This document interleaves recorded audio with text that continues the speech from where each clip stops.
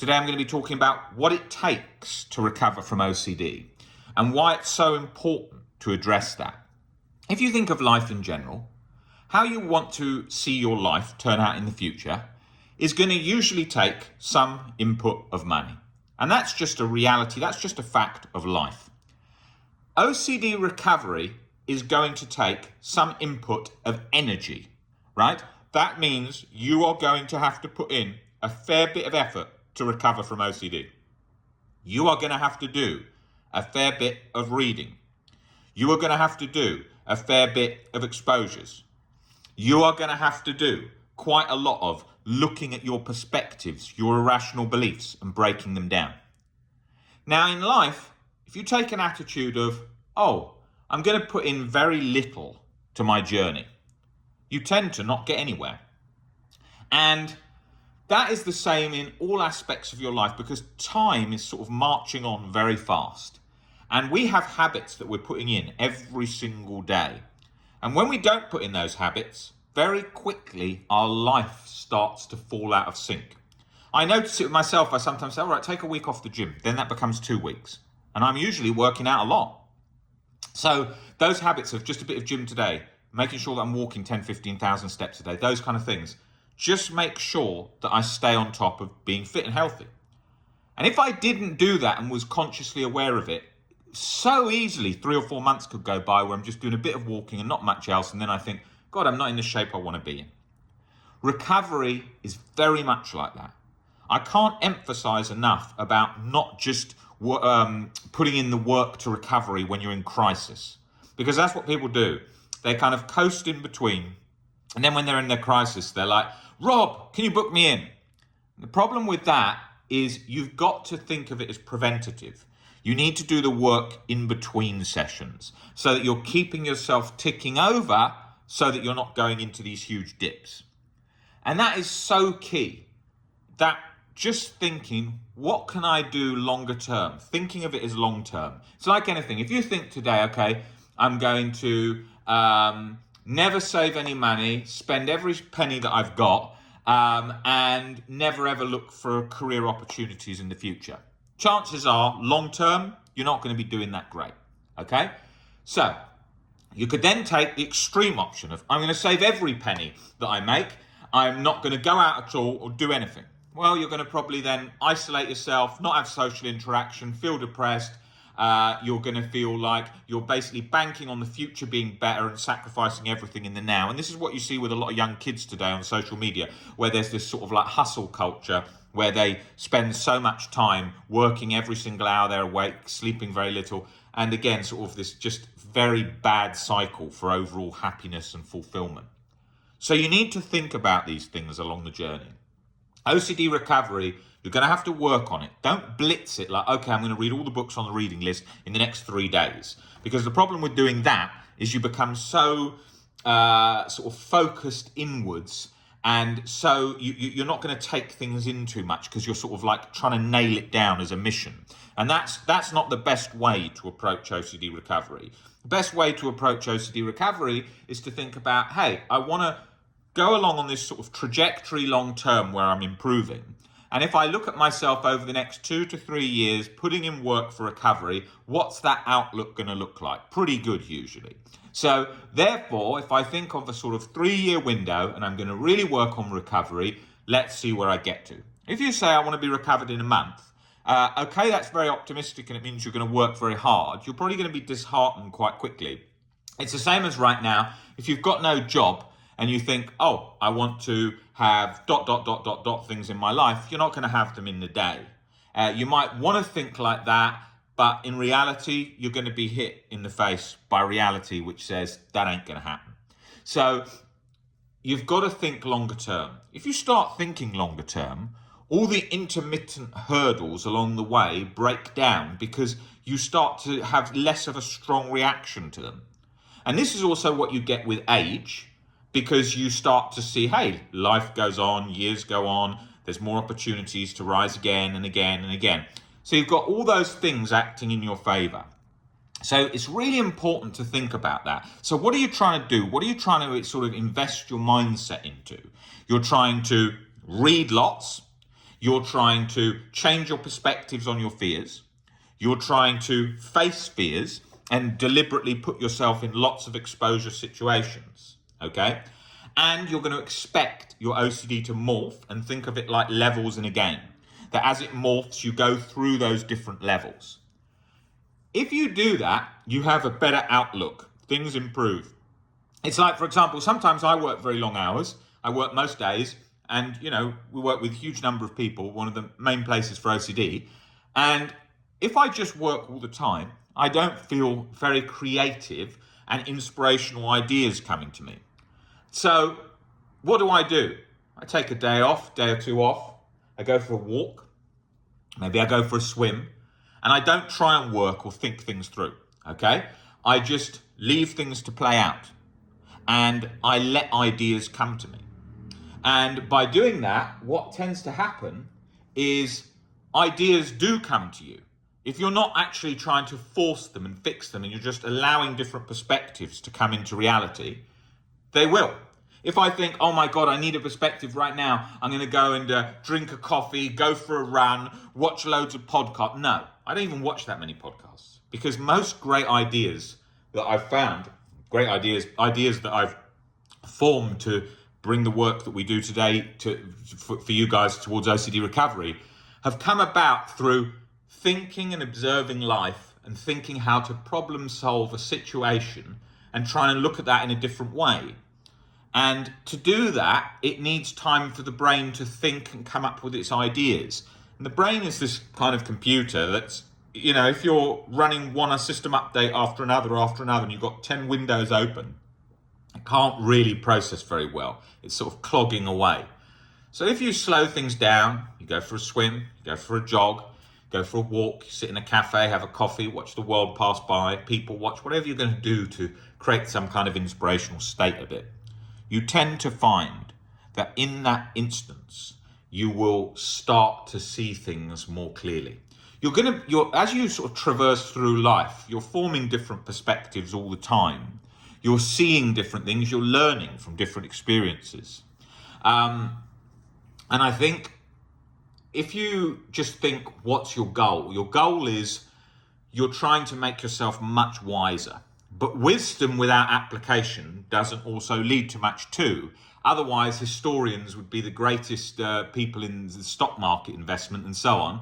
Not that that's their goal. Their goal is teaching people history, which is absolutely vital. But I'm talking about from a practical application standpoint of history into, say, if they were going from an investment point of view, having the knowledge of history and things that have happened doesn't equate into great ideas into the future in form of investment, because there has to be an action. And there has to be an action with OCD recovery where you're taking in wisdom, you're learning lots of things, but then it has to be practically applied. And practically applying it is doing exposures, breaking down beliefs on paper, in your head, and that combination. Most people today love the ideas of watching podcasts, especially a lot of people come to me and say like, Robbo, did you watch this? Did you watch that? And they watch so many podcasts and zero return on the knowledge, right? Because watching a podcast, yes, it's great and it helps you in your life and improves things. That's very good. That's very important. But how are you applying it? When people say to me, oh, I've watched all these Joe Rogan podcasts, what are you doing with that knowledge? What has that knowledge done for you? What is it actually doing? Oh, it helped me think about this a bit. That's okay. But is it actually propelling your life like you think it does? Because it gives the illusion of taking steps forward. When people watch podcasts, they think, oh, I'm getting much wiser here. It's really helping my life. But where's the application? It's like when young guys say to me today, like things like, hey, Rob, I've been messaging all these girls on dating apps. And I was like, where's it gone? And they're like, well, I had a couple of dates, but nothing happened. So you've got zero return, right? You've had no date. The purpose of a dating app is to have a date, right? The purpose of a date is to have a relationship, right? So if there's nothing, what are you getting? Oh, you're having some friendly interaction on a messaging, but I could have that in just comments on some random person's video, right? You have to have a results-based way of looking at things, otherwise you don't get anywhere. And it's so important because you have to enjoy things as well. So if you're going dating or whatever, you want to enjoy the process and enjoy going on dates and enjoy that instead of the pressure of I must have a date, but I must have a relationship, because then that's going to make you not enjoy it and you'll just feel like you're going through a series of doors in your mind. Like, okay, do they like this? Do they like that? Is there anything that puts me off them? Okay, next one. And you're like, I've got to get through these. Then it's not going to be enjoyable. But at the same time, you can't have no idea of what the outcome is. Like, you've got an outcome. If you're on a dating app, you're looking for something. Maybe you're looking just to have casual relationships. Nothing wrong with that. But if there is no casual relationship happening, you're getting zero return, right? And if you start looking at things like that in life, it helps you, because it's like, if I went to a zoo and I saw no animals, how good was my return on going into a zoo? Rubbish. Because I didn't see any animals at all, right? So you would think that if you went to a zoo and there was no animals, you'd say, bloody hell, why have I paid for this ticket and there's no animals at all? You would think that. But in reality, people don't do it in all other areas. In other areas, they start to think, oh, I suppose it's all right. Other people do this. Zero return. And OCD recovery, you've got to do that too, because OCD forums and anxiety forums are full of... If I went into an anxiety or OCD forum today, I'm sure the same people would be in there from like 20 years ago when I was in anxiety forums saying like, oh, one day at a time, yeah, are you on meds? How you doing? Ride the ups and downs, like basically no hope and just sort of putting up with it, right? And you've really got to think, how am I going to do something and what am I trying to achieve? Recovery wouldn't be very optimistic. You wouldn't feel very motivated to recovery if I said to you, yeah, recovery is just being in bed all day, chronically anxious, not really moving, fatigued, and like not able to really work that much, right? Well, that's what was being told to me all the time in those forums, right? And I was told by countless people that I went to for therapy early in my journey were like, yeah, you just got to learn to live with it. You know, it's like having asthma and so on. And it's like, yes, I understand that it's got a sort of hardware problem in the brain, but there's no suffering. Like, my baseline state is no chronic guilt and anxiety. I'm like, as I was before OCD, but better because of all the different mindset habits and perspectives I have today. There's no lockup. There's nothing I can't do. There's no laying in bed all day. Like, I couldn't work the level I work at if I was like that. You have to think about what you're trying to achieve, because then you do get motivated, but you don't have to do it motivated, because if you wait for motivation, it often doesn't happen. You're not always going to feel motivated. I was just about to go out for something to eat, and I thought, oh, I can do a video quickly. And I thought, oh, it's a Sunday, I can't really bother to do a video now. And I just thought, do it. And then once you do it, enjoy the process of doing it, and I start going through things, it becomes habit. And so you have to think about these things, because if you don't think about this and put this practical application into play, life's going to be flat. Most people's lives are quite flat, okay?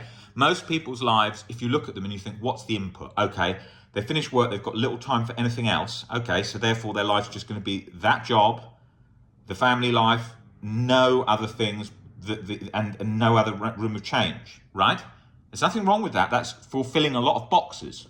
Family provided for, looking for others, paying bills, and the world's tough and it's not easy to manage all those things, okay? So let's not for a second forget that, because that's reality. But there's a film by Jim Carrey called Yes Man, where he's sort of very depressed and just very miserable and says no to everything. And then one day he goes to the seminar and they're like, say yes to everything. His whole life changed because he started going off at all different tangents in life and different angles because he started saying yes to everything. Yesterday, I was having coffee with a guy, and he was with his son, and he said he was sort of traveling around Europe using ChatGPT for like ideas, and they basically read a book. He'd read a book, the dad, about just sort of like being spontaneous, taking risks, going for things. And they were traveling around Europe, and I spoke to them about all their trips and everything they were doing, and it sounded fantastic. And they were they were doing things that were just not the thing they would think about. Like, I remember often sort of traveling myself and sort of just spinning a globe and just putting my finger on somewhere and going, right, go there tomorrow. And I often did that, and it was great because I went to different places I wouldn't have thought of. Or I'd be in a place and then I'd think, all right, I won't go back. All right, what's next? Next place. Okay, just jump here onto that train, go there, and then stay there. And then you do that, and then you live life sort of spontaneously. And I had a lot of that freedom came from sort of not needing people to be with, to travel and do things, and just sort of going to bars, restaurants, nightclubs, stuff on my own, and then just talking to people when I was in there, and then you meet new people. And so you have the freedom then of movement that you can travel anywhere. And so, yeah. Like, I would think tomorrow to just sort of get up and go, okay, I'll go to somewhere tomorrow on my own and spend 2-3 weeks there. There'd be no anxiety, and then I would be talking to people, and you'd have a good time, and you'd make it what it is, because you make life what it is, right? And those barriers by society are constricted, because you think, oh yeah, but my friends are doing this, so I need to go there. Oh, they're planning their vacation there, I need to go there. Okay, I need to see my family here, I need to do that. You don't. You can just go off in any tangent. I used to do it actually quite young. When I was about 16, 15, just jump on the train and just pick a random stop and then just go there for the day. But do things like that all the time, variations of that. And then you just sort of throw life on a complete different angle, different tangent. Otherwise, if you've got your habits so routine, and then you're like, I don't know why anything great is not happening right now. I don't know why anything specifically is not happening right now that I want it to do. Well, because you're doing the same. If you do the same, you get the same. It's like people with recovery work that do the same. They're like, I'm still stuck. It's like, yeah, there's no change. There's not much difference. I see all the time by people who come in. They're like, oh, I've done so many exposures. I've been doing these sessions for a year with this place and do exposure, but I'm exactly where I am. It's like, yeah, you've been doing the same. You've been doing the input the same. You feel same. I didn't want to feel same. I wanted to break through that mental barrier and feel different, feel anxiety-free, no chronic guilt, not being sabotaged by my body 24/7, all those kinds of things. So you change it up, and then, you learn through life what you like and what you don't like. When I was younger, I used to go out and drink a lot more on sort of Thursday, Friday, Saturday night. Then I used to have hangovers a lot. Now, I don't. Like, in the week, Thursday night, I went out and had about 4 brandies, and I felt it the next day. Now, if I drank 2-3 brandies every other day, I wouldn't feel it on 4, but I don't drink that much anymore, so I did feel it. And then I thought, I don't want to feel that hangover feeling, because it affects productivity to a level where it's not so fun the next day. So you have to think about these things and make these alterations in your life by assessing what is going to work for you, what's not going to work for you, and then making those shifts, making those things happen. And if you do that, then you're going to get better results. And with OCD, people don't do that. They sort of stick going, well, I think it will come at some point, or maybe I'll grow out of it with time, or I'll just live in the now more. No. Like, most OCD sufferers are coasting. They are not improving, or they're at a level where they're functioning well enough, but they don't know how to get further. So you really have to break down those layers in the mind where you've got that chronic guilt and chronic anxiety locked on 24/7. And I can tell you, if you don't really sort of have a look at where you're stuck from time to time and really think, okay, I need to put in a lot more work here. Okay, I need to assess this differently. If you don't do that, that's just going to stay there. It's going to stay flat. Okay, to get any movement up, you're going to have to input something different. And I can't say that enough. Like, you might be putting off something, maybe putting off exposures, maybe putting off breaking down the beliefs for a long time, and that's just going to catch up with you and leave you flat. And you don't want to be flat. Flat's boring. Like, most people, even living a life that's quite flat, they don't want to live in flat, but they don't know how to get out of the flat. Okay, most people don't want to be same. Most people don't want to be average, but they don't know how to get out of being that. Right? Because it's hard.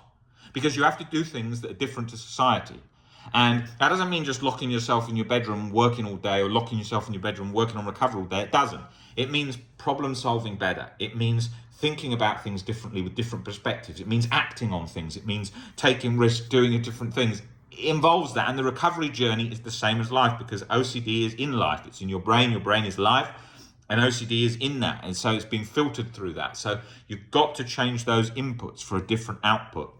And it does surprise me at times where I see some people, and then they come into me for one-to-one sessions, and they're like, come in and say once a week. And then I turn around to them and I say, like, 2 months, 3 months in, I was like, so you've read all the books now, yeah? And then they're like, oh, I didn't even know there was a book. And it's like, well, wait a minute, I've told you to read the first book in about 4 or 5 sessions, and you said you were going to do it, and now you haven't read any of them at all, or even opened the first book.